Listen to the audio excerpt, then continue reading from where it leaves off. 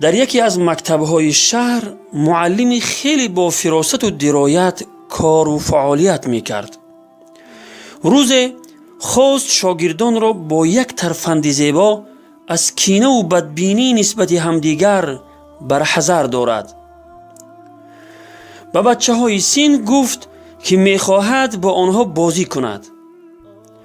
او به آنها گفت که فردا هر کدام از شما خلطچه‌ای بردارد و درون آن به تعداد آنهایی که از آنها بدشان می آید سیب زمینی بریزد و با خود به مدرسه بیاورد.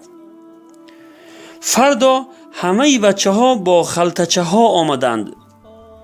در خلطچه بعضی ها 2، بعضی ها 3 و بعضی ها 5-6 سیب زمینی بود.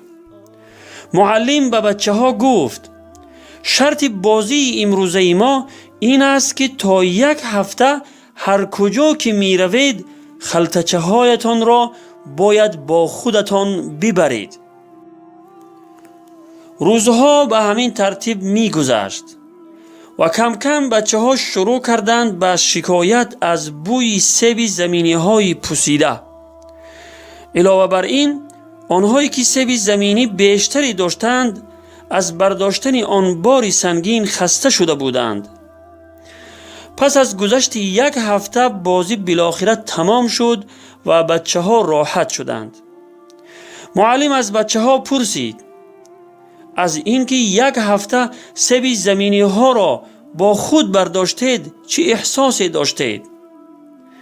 بچه ها از اینکه مجبور بودند سیب زمینی های بدبو و سنگین را همه جا با خود گیرند شکایت داشتند.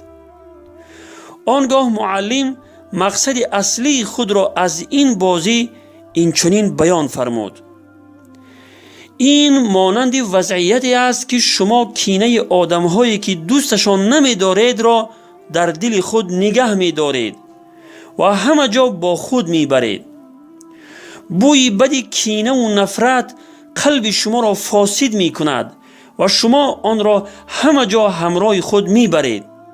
حال آن که شما بوی بدی سیب‌های زمینی را فقط برای 1 هفته نتوانستید تحمل کنید، پس چطور می‌خواهید بوی بدی نفرت و بدبینی را برای تمام عمر در دل خود جای داده تحمل کنید؟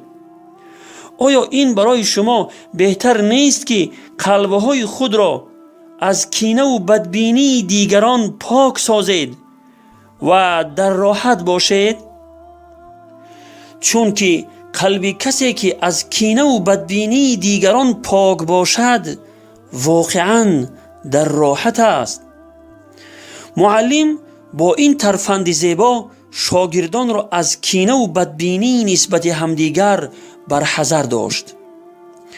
برادران و خواهران عزیز، فرزندانتان را با بهترین سخنها و بهترین اخلاق از کارهای بد و ناروا برحذر دارید.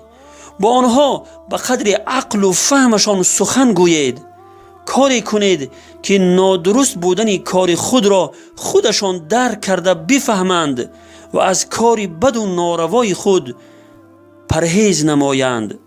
خداوند همه ما و شما را به سوی راه راست هدایت فرماید و فهم و درک صحیح عطا فرماید و ما را از جمله کسانی بگرداند که به سوی دین خداوند با علم و حکمت دعوت می کنند.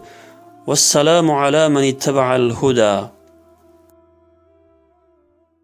بر بگرد ای طالب حق سوی راه مصطفی، سوی قرآن و کتاب و سوی احکام خدا. برحذر باش ای جوان از فتنه های دشمنان، نیست بهتر از سلاح علم و دانش در جهان.